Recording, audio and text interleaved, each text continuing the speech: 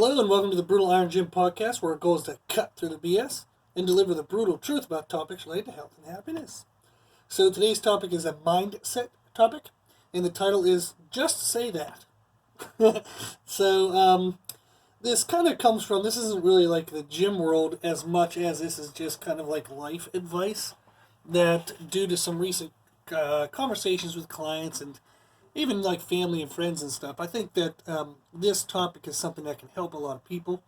Is often in life we're afraid to just say what we really mean, so we tend to say things around things, or we tend to kind of like say it in a lesser way, and we don't get the response or the effect we want, or we just don't speak up, and we carry around kind of like frustration or anger or annoyance or disappointment.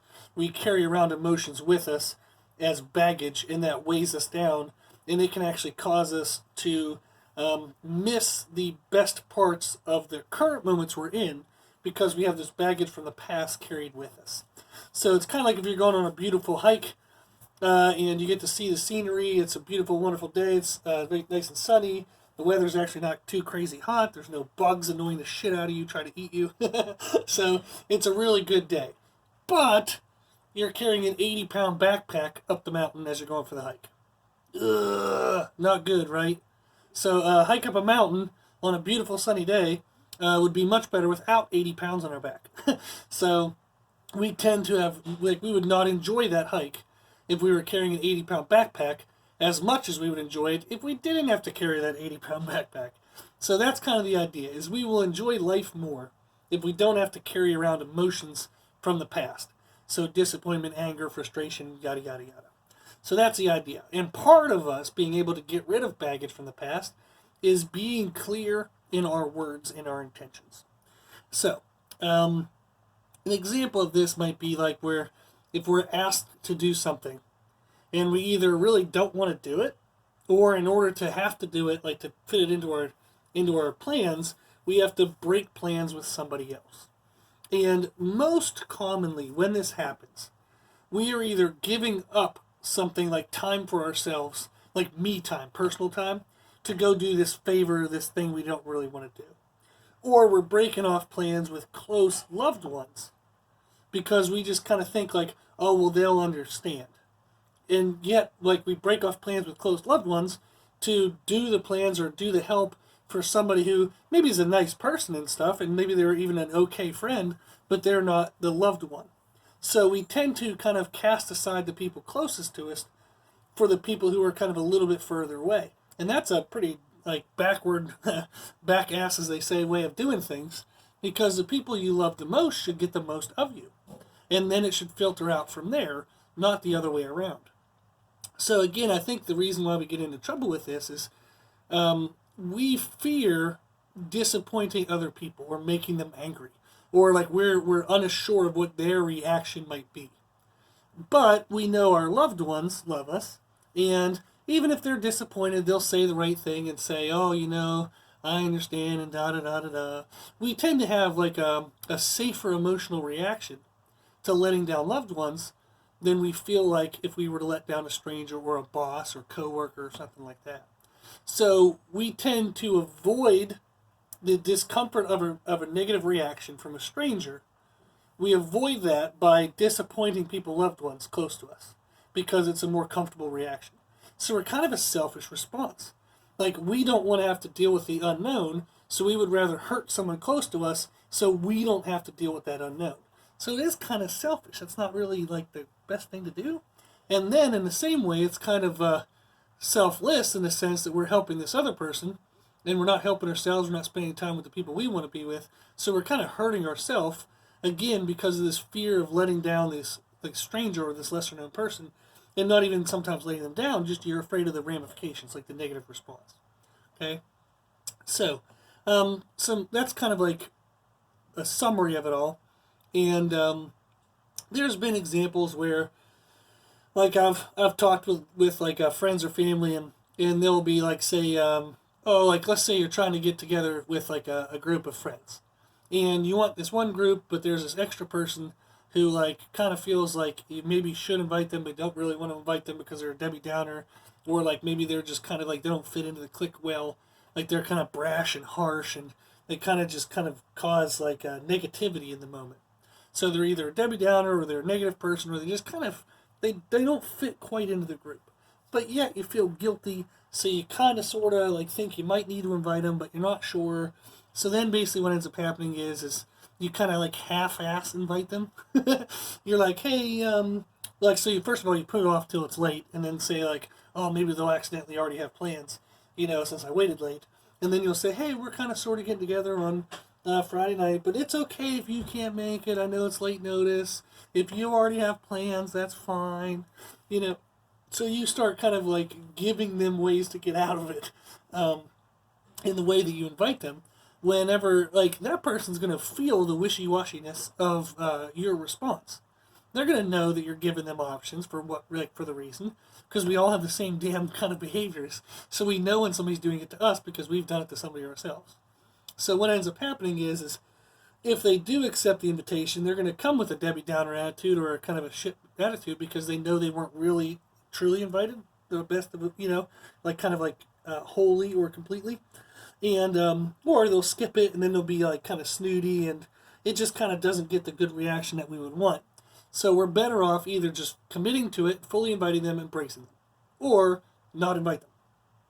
And if it's for the greater good, then that's the way it goes.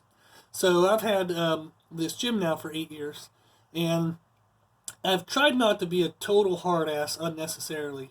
However, sometimes, I don't know, I'm just going to say this, not everybody might agree, but sometimes when you're in charge, you don't get to be the nice guy. And that's just the way things work. Somebody's got to stand up, somebody's got to say no, somebody's got to be a butthead and a jerk sometimes. And if I'm in charge, that means I have to take the responsibility of doing that. So we've had people try to join the gym before. And our gym is open to the public, but that doesn't mean I have to say yes to everybody. Now, I don't know if there's any legal ramifications for all that, but so far I haven't been sued, so we're just going to go with it. But sometimes people will come in, and like I remember one time we had 3 guys come in, and like kind of the 2 guys were really nice. The 3rd guy looked around. He was kind of like scanning the gym, and he said, "Where's all the hotties at?" And I said, "Excuse me?" Because I got kind of mad real quick. He said, "Where's all the hot chicks?" He goes, "I want to see, some, usually there's some good looking girls in gyms and stuff." And I said, "Hey, we're not here for that. Like, these women are here to work out. They're somebody's mom, they're somebody's sister." I said, "They're just here to get away from guys like you." And I said, "In fact, how about you stay outside?" And it was deadpan, like totally silent. And the 3 guys were kind of looking at me, and I said, "I'm serious. If that's the attitude you have coming in here, we don't need you in here. So you can wait outside." And it was really awkward, and the guys, like, gave me some flack here and there.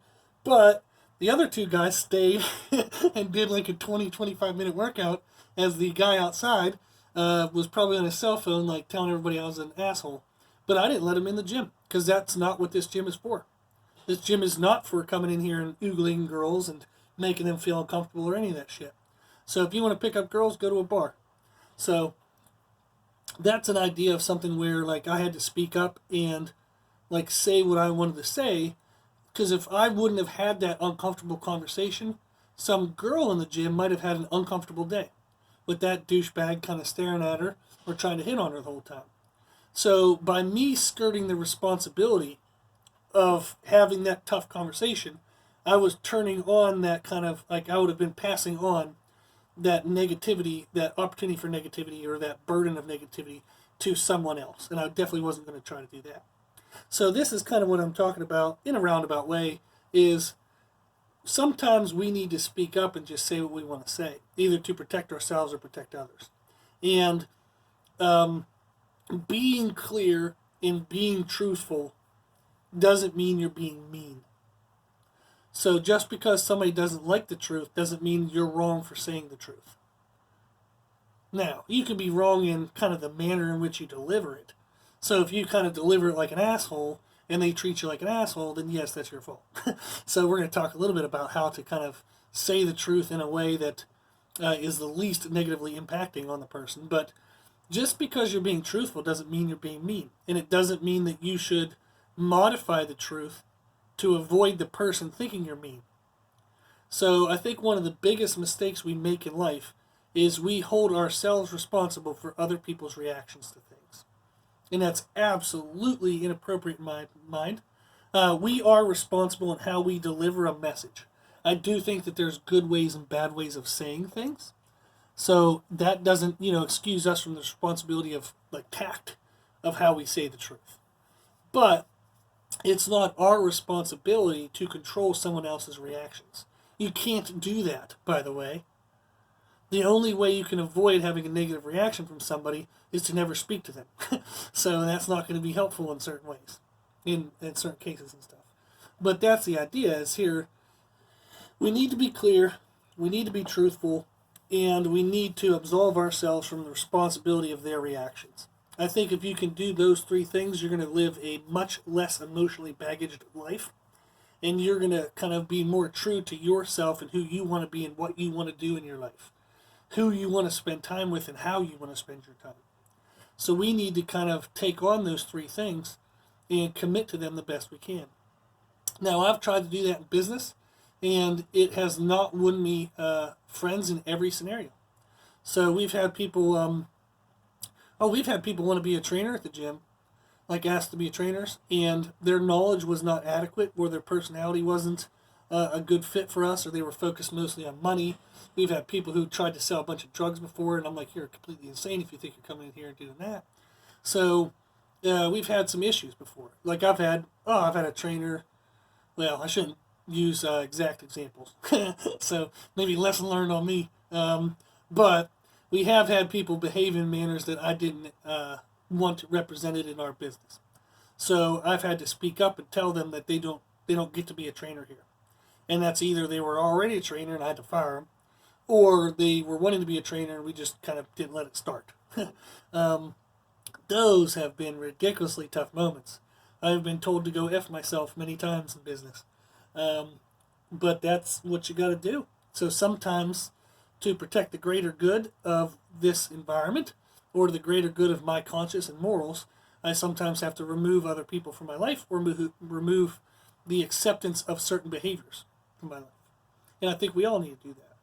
So again, we need to be clear in what we want to say. So don't beat around the bush. Don't say this thing to try to get this reaction, or, go a roundabout way of getting to where you want to get to when you could just be clear and say what you got to say. And then also we have to recognize that the truth isn't mean. Okay? Now, how we say things is important, but we shouldn't shy away from the truth if we think the truth itself is the problem. The truth is the truth. If a person doesn't like it, that's their problem, okay? And that leads us into the fact that you're not responsible for other people's reactions. Okay? So, how to tell the truth. I think some mindset things I've been kind of applying and working with in my life that have improved my ability to tell the truth, and to tell the truth in a manner in which it's the best I can control of how to deliver the message. The first thing we have is there's a book, but I didn't read the book. I watched the movie because I'm lazy. But there is a book in a movie called The Shack. And I should have Googled who the author is. But it's called The Shack. And it's about a guy who his baby girl gets murdered. And he kind of wants revenge on the person who murdered his daughter. And the movie goes through, and one of the concepts in the movie is it's a religious aspect, but I think it works well for non-religious people as well, is they brought up the point of, okay, the baby, the daughter, would have been like a child of God. The dad would have been a child of God. But so is the person who murdered her. That's kind of like a sketchy thing, maybe a kind of thing to point out, but, we're all supposed to be children of God if you look at a religious aspect. So if the dad is asking God to punish the guy who did the murdering, like to kill him or to like judge upon him to go to hell, the book points out like, well, it would be like that man trying to pick between his children. So say his son kind of like did something, like they were playing, like the son and the daughter were playing, and the son kind of like smacked the daughter inappropriately or like punched her or something because he got mad because they couldn't share a toy well. And the movie kind of brought up the idea, well, what would you do with the son? Would you condemn him to hell? And the dad's like, well, no. I'd probably want to, explain why that wasn't the best thing, but I would want to give him another chance to correct it. And that's kind of what the point was, is trying to treat everybody with love and respect as if they are your children. So, or if they're the same age as you, you can think of treating them like your brother or sister. Or if they're older than you can think of treating them like your mom or dad. So how would you treat people if they were loved ones versus strangers? Now, we would hope that we'd kind of treat everybody the same, right? And I think that mind frame of treating everybody like a brother or sister, or treating everybody like a loved one, is a really good mental framework for having tough conversations. So if somebody kind of needs to be told, like maybe there's somebody in the gym, they're just kind of, they're talking too much to people, they're kind of even people with headphones on, they're going up and talking to them, they're just kind of in the way a lot, they're not really super focused, and they're kind of slowing things down, and people are getting annoyed by them. Well, it's my job, I'm supposed to be in charge of this environment, so I gotta go talk to that person. But how would I go about doing it? I should do it as if I'm talking to a brother or sister. So I wouldn't want to walk over and go, what the hell is wrong with you? Why the hell do you talk to everybody like that? Geez, oh whiz, you're so damn annoying. Everybody's just trying to work out and you're just in the way all the damn time. That would be awful, right? That might be true. But that's an awful way to present it. And they're definitely going to react negatively to that. It wasn't necessarily the truth that was the problem. It was the way I delivered it that would have been the problem. Whereas if I walked over and I said, hey, I'm assuming that when you come here, you want to have a social connection with people as much as you want to get physically fit. And I think that's awesome that this is a place that you feel safe and comfortable to come to for that. And I think it's great that you get along with everybody so well that it can serve as your kind of social release or your social enjoyment. However, some of the people don't want quite as much socialness as you do. So, some people have kind of mentioned a little bit here and there that, if they're having headphones in, that usually means they need their personal time. So if you don't mind, if somebody has headphones in, try not to talk to them until maybe after their workout. Or if people are working out but maybe they don't have headphones in, just try to keep the conversations to more normal 2 to 3 minute rests, which most people are probably going to be okay with. So don't get too lost into big conversations, and make sure that other people can get their goals. So you might want a mixture of social, you might want a mixture of physical health, but they might want a little more of the physical health than what you want. So just be mindful and maybe just think through okay, am I talking appropriate lengths and stuff like that.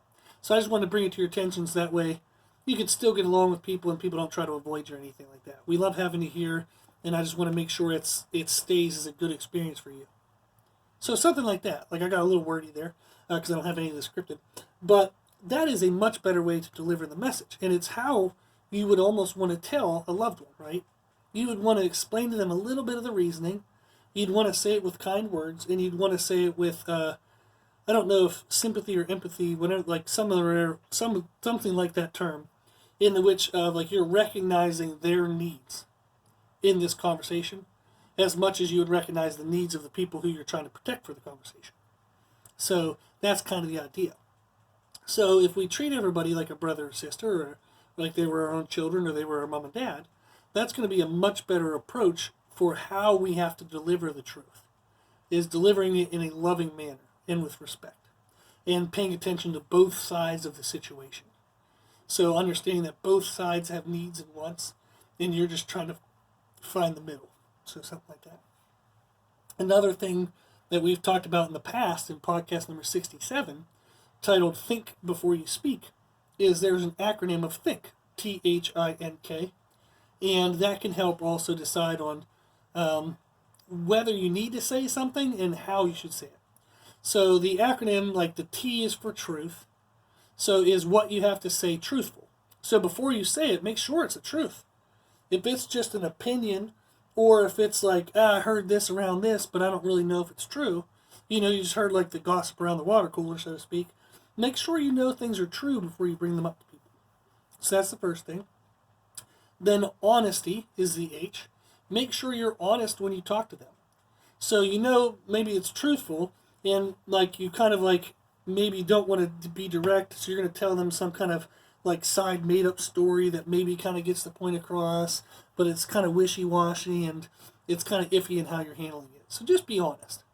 So be truthful. Well, make sure it's the truth first of all. Then be honest with them about why you're like having that conversation. And then, like I said in that example, like the honesty would have been just saying that, hey, there are people who maybe don't share the same social desire that you have. And if we continue down this road, they're not going to talk to you at all. And then it's going to get kind of awkward. So I just want to tell you this. That way, both people can still find happiness being in the same room. So that's pretty honest. Another thing we have is inspiring, is the I. That's kind of hard. Sometimes you can't inspire people by having to correct them. So, but that is something to think of, is can you say it in a positive momentum way? So there's a concept, I don't know if I've talked about in the podcast before, probably have, of the idea of giving feedback versus feed forward. So feedback that we think of is when we explain to people kind of what they're doing wrong or what the experience has been or da-da-da-da-da back in the past. So you say about the past. Whereas feed forward is you give them ways to correct the future. So that would be an idea of inspiring somebody, is saying what you need to say, but in a way that enlightens the future and shows the positivity of the future options if these behaviors were changed. Okay? Then we have necessary. So is what you have to say actually necessary? So sometimes something might just annoy you, but it's actually not necessary for everybody else in the world to change just because you're annoyed. So believe it or not, the world does not revolve around you. Then we have kindness. So can you say stuff out of kindness rather than being mean or angry or anything like that? So I think both of those are kind of good ways to think. I didn't mean to use that word, acronym again, but I think they're both good ways to have a mental framework around how to have these type of discussions. So you can either think of the shack and treat everybody like a loved one, or you can go listen to podcast number 67 and learn more about that acronym of think before you speak. So you can ask yourself, is this truthful? Am I being honest? Am I being inspiring? Is this necessary to say? And am I saying it in a kind way? So that helps as well. So that's kind of the idea of this, is when we need to say something, rather than beating around the bush, rather than saying sideways things and this and that and that and this, just say the thing you need to say. Just say. So when you, like, the reason why the title is Just Say That is I'll have somebody say, well, I want to do this, this, and this. I want to tell them this, this, and this, so that way, they'll think this and this. And I'm like, well, just say that. Don't say the first part, just say that part. Like, wherever you want them to get to, just say that. So if you have a treasure map, and you're going to give me that, but you already know where the treasure is, don't make me start at the damn starting line. Just tell me where the damn treasure is. So just go right to the end, okay? So we want to treat others with love and respect, but we also need to treat ourselves with love and respect. So if we go back to that initial example of sometimes we're asked to do something. In order to say yes, that means we take away from our own time, either our me time, personal time, or we take away time from loved ones. You have to love yourself enough to speak up when needed so you can keep your loved ones the highest priority, and you can keep your own health and your own happiness a high priority. Do not give up your happiness for other people. Okay? If you live miserable, that does not make you a saint. You don't get any bonus points in life. You're not supposed to be miserable. You have to live happy. Take care of your needs too, okay? It's all about finding a balance, of course. You can't be a selfish prick. But it's okay to be selfish sometimes. Sometimes you have to tell people, hey, I don't really want to do that. Or I'm sorry, but I don't have the time. Or I'm already committed to something else. So you can even tell people, I appreciate the offer, but no thanks. So I've had to learn how to do this in business, and it's been some rough learning curves. I remember one time there was a member who's kind of known for kind of like talking a little bit longer than what you'd really want. So you'd be like, hey, I gotta go, and they're the type that'll still talk for 6 more minutes. So I remember I had a couple times in a row, I think it was like 3 or 4 times, where they were talking. I kind of had to just interrupt them because they don't breathe when they talk. So there's never a stop anywhere. And I'll just say, hey, you know what? I'm sorry. I got people waiting for me. I got to go. And I'll turn around and literally walk away from them as they were still speaking. I know that sounds insanely rude, But we all know someone who does that, where they just keep yapping and yapping and yapping. So I might even be that way to some people. So sorry if I've yapped at people too. But we all have been stuck in that moment where the person just won't shut the hell up. Well, if you've already given one or even two kind of, hey, I gotta go, just turn around and walk away. So I did it, I think, like I said, 3 or 4 times in a row to this person. And now, whenever I say, hey, I'm sorry, I gotta go, but I'm glad we got to talk, they go, okay, well, yeah, thanks, that was nice too. And like they'll say something and then they're just done. So they've learned, yeah, Rob's just gonna walk away anyhow. So I might as well, stop talking. So it worked. It was rude maybe, but now I don't try to avoid that person. I don't look at the cameras before I leave my office and go, ah, shit. Like that person's out there. So now I just walk out and I say hello, and then I know, if I have 3 minutes, I'll give them 3 minutes. If I have 5, I'll give them 5. If I have 30 seconds, I do 30 seconds. If I have 0, I just wave and say, hey, I'm sorry, I gotta go. So that I just try to be honest. Just try to say what I want to say. So instead of me, saying things around things, I just say the thing I want to say and be done. It allows us to still have good communication. We don't try to avoid each other, and both of us are happy, or at least I'm happy. I hope they are. But I don't have to carry around that emotional baggage that we talked about. So I can go on my glorious sunny hike every day and not have to carry around my 80-pound backpack. So that's the goal. So that's what we want to do, is just speak up. Just say what you want to say. But do it with love, okay, for them, but also love for yourself. So, and just let the chips fall where they may. You're not responsible for their reactions. You're responsible to say it in a nice way. So if you do that and they still react poorly, that's on them. That's not on you. Okay? So just let the chips fall where they may. So that way you don't have to carry around all those damn chips. Okay? So we don't have to be weighted down by all that baggage and crap. So instead of saying something to mean like this thing, just say the thing you want to say. Okay? And again, sometimes it means you have to say, I don't really want to do that. I don't have the time, or I'm already committed, or I appreciate the offer, but no thank you. So the more honest you are, the more you just say what you mean to say, you get to live a happier life. Your interactions with other people will be happier because you won't be trying to avoid them. There won't be this awkwardness between you. Everything just goes smoother in life. It goes easier. It's like taking off the 80-pound backpack and getting to walk and enjoy your day. Okay? So, whatever you want to say, just say that. Hopefully this was helpful. So, if you like this information, you can find more from us on Instagram, Facebook, and Twitter, Brutal Iron Gym. Also, if you like the podcast, please share it with family and friends. The more people we help, the happier the world will be. And if you have any questions, feedback, or suggestions, we'd love to hear from you. So this podcast is for you, so we want to know what you want to learn about. And you can tell us at our email at brutalirongym@gmail.com. As always, I hope this was helpful, and thank you for listening.